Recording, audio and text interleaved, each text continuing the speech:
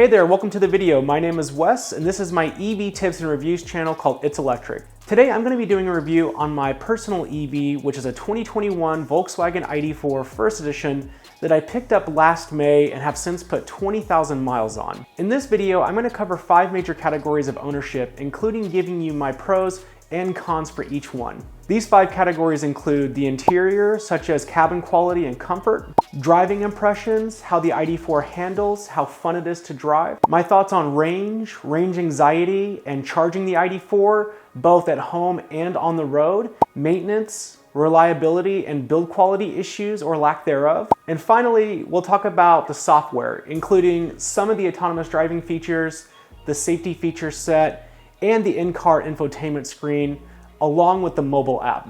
My hope is that anyone who watches this video front to back will have a really good sense of what makes the ID4 a great vehicle worth your money, and also some of the things that may be a drawback or deal breaker depending upon your unique situation. With that, let's go ahead and jump right into the video and talk about the interior as well as cabin quality and comfort. So our first edition interior is the equivalent of what you can get with the space gray interior now, with the only differences being that we have a white steering wheel, white steering column, and plastic white accents on the door panels.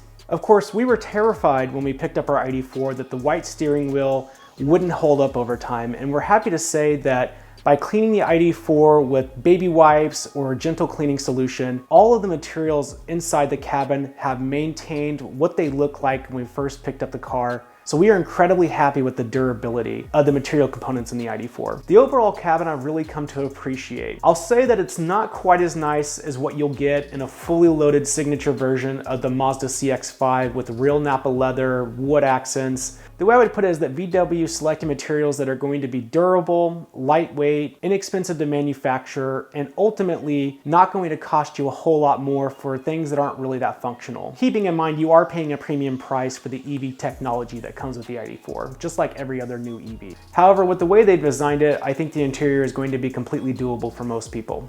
The seats themselves are really comfortable. They are heated, but they are not ventilated, although you see here that they are perforated. I do love the fact that Volkswagen decided to put both a driver display gauge for your speedometer and other drive information and an infotainment screen for everything else. I think that's the right way to go. Because Volkswagen decided to sacrifice some range and efficiency in order to have a more traditional looking crossover SUV, headroom inside the ID4 is excellent compared to the competition in most cases. And because there's no transmission tunnel, the floorboard in the back is also flat, so legroom is excellent in the vehicle as well.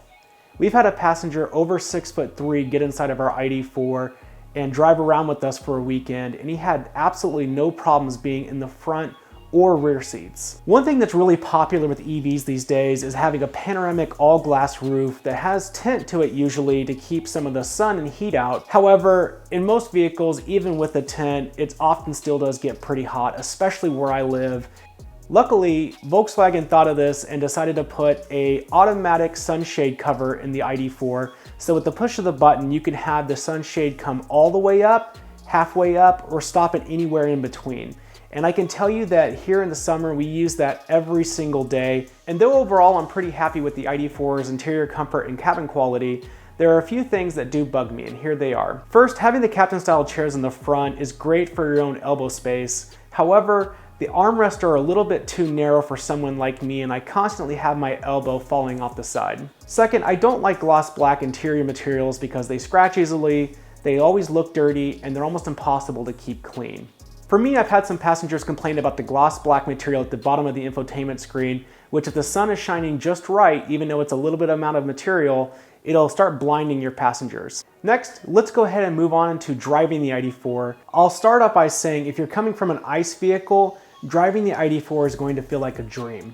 We drove the Mazda CX-5, Toyota RAV4, and Volkswagen ID4 back to back to back, and I can tell you as soon as we stepped outside the ID4, my girlfriend and I looked at each other and said, this is the one we gotta have.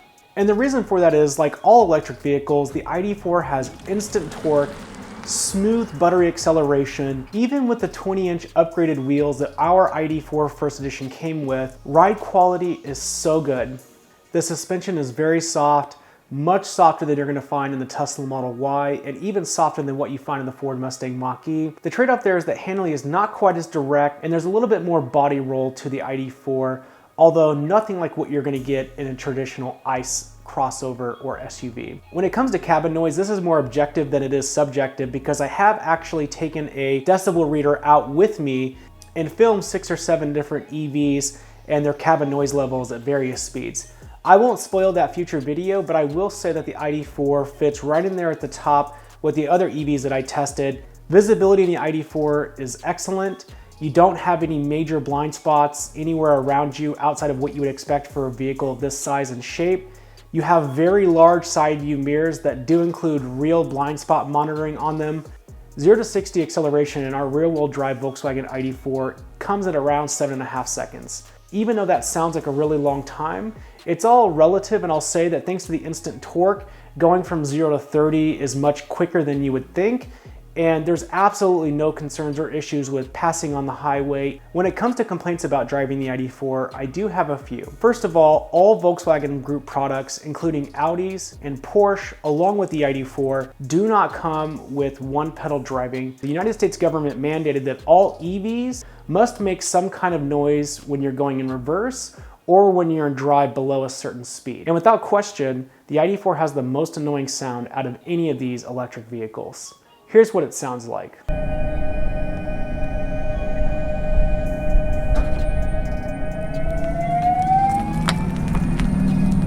Now let's move on to talk about range anxiety, and charging the ID4. For some strange reason, the ID4 doesn't show you lifetime charging statistics, but I can tell you that manually checking these numbers and also doing a highway range test both in hot and cold temperatures, both of which you should check out in my separate videos, I am extremely confident in saying that we get every bit of the 250 miles of rated range that's stated by the EPA. Of course, the ID4 is an electric vehicle and it does lose some range in the wintertime, especially when the temperatures start to drop below freezing. Our ID4 doesn't include a heat pump like some newer EVs like the Tesla Model Y, for example. As far as range anxiety goes, we have absolutely none on a day-to-day basis. However, we have taken the ID4 on some long road trips, including some up to 2,000 miles round trip. And especially when the weather can get a little bit colder and you use the heated seats or the HVAC system, sometimes we have wished that we had just another 30 to 50 miles on the battery. And even though we don't live on the east or west coast where a lot of the fast charging stations are that are compatible with the ID4, we've never planned a trip where there wasn't going to be a fast charger we could use to finally make it to our destination. And if you aren't doing a ton of road trips during the year, range anxiety is probably going to be zero for you as well. So you can charge the ID4 just like all new EVs in a few different ways. And I'm not going to go in detail on each and every one of them, but I'll tell you the ones that we used most commonly. During our ownership, 95% of the charging that we've done has been through a regular 120 volt wall outlet with no special equipment, using the charger that comes with the ID4. The ID4 uses the CCS standard for DC fast charging. In fact, ID4 owners get 3 free years of DC fast charging at Electrify America stations, which happens to be owned by Volkswagen Group of America. Generally speaking, Electrify America has been a great network for us. Keep in mind, you can also use networks like ChargePoint, EVgo. There's just a ton of networks out there and it keeps growing every single day. Just know that if you're out and you need a DC fast charge your ID4, you can do so going from 10% to 80% in roughly 30 to 40 minutes. That's a relatively decent charge speed, it's just not market leading. If you're curious, we have DC fast charged our ID4 at an Electrify America station 92 times, which the app tells us has saved us over $600 in charging fees. For complaints, I'll start by saying outside of the East and West Coast, the CCS network in the United States is still pretty sporadic in a lot of places and can get a lot better. The ID4 doesn't charge as fast as some of the latest EVs, like the EV6, which goes from 10% to 80% in just under 20 minutes. Overall, for range and charging, we've been pleasantly surprised with just how close the ID4 gets to its EPA rated range of 250 miles for our particular vehicle. Using primarily the Electrify America stations across the United States for our road trips and saving $600 in charging fees over the last year has definitely been a good benefit for us. It's been awesome just to come home, plug the vehicle in, wake up the next day with the full tank, and just paying a fraction of what we'd be paying at the pump. Let's move to the next topic, which is probably the biggest one in the video, and that is maintenance, reliability, and build quality. And I have to say, out of all the topics we're going to cover today, this is the one where I've been most satisfied, and therefore this will be the shortest topic of the video for good reason. After 20,000 miles of ownership, we have spent exactly $0 on any type of maintenance whatsoever. We've only taken the ID4 twice to the dealership, once after 90 days and once after 6 months, so they can take a look at all the components and make sure things are still looking good. No work has been completed on our ID4. There have been a couple of recalls, but neither of which applied to our specific VIN. From a build quality perspective, the gaps are about as good as it gets, and everything has held up very well. There are no rattles, no squeaks, no loose trim pieces. Most importantly, every time we wanted the vehicle to go in reverse, it's gone in reverse. Every time we want it to go in drive, it's gone in drive. It's never left us stranded. We've never had to have it towed. We've never had to have it jumped. It's just always worked the way we expected it to work when we bought it. For complaints, absolutely none in this regard. And so we're incredibly happy with this aspect of our ID4 ownership. It's time to go from my favorite part of owning the ID4 to my least favorite part of owning the ID4, and that is software. Before we jump into all the negative, I do want to say that radar cruise control, travel assist on the highway, which is kind of comparable to Tesla's autopilot, where it steers the car for you, keeps you in the lane, and keeps you a certain distance from the vehicles ahead while maintaining your speed as best as it can. That stuff works really well. We've had no phantom braking issues whatsoever. The automatic emergency braking, I have to say we have had to use more than once, and that feature has worked flawlessly for us as well, and has certainly kept us from getting into a couple of wrecks. The rear cross traffic alert also works incredibly well, but at the end of the day, those are things that come on most cars these days, especially premium cars, and there's nothing that necessarily stands out or makes it better than any other new vehicle that you will buy in the market. What I do have to complain about though is the infotainment system in the ID4, the mobile app, and just the EV user experience in general. Let me start by saying we picked our vehicle up in May 2021, and in that time we have had 0 software updates here in North America. And the latest I've heard from the VW CEO in an interview stated that we would be expecting a larger update for the ID4 in North America sometime this summer. So we'll see if that happens or not. I've heard Ford is doing a tremendous job updating the Mustang Mach-E on a regular basis, and heck, Rivian's been delivering to customers for only a few months, and they've already received a couple of software updates. So this just isn't gonna cut it. And sadly, that's not actually the worst part. The most annoying thing is just how unusable the infotainment screen really is. It's one of those systems that works well 70% of the time, and 30% of the time it's full of bugs, it's laggy, it's unresponsive, and it's just downright frustrating to use.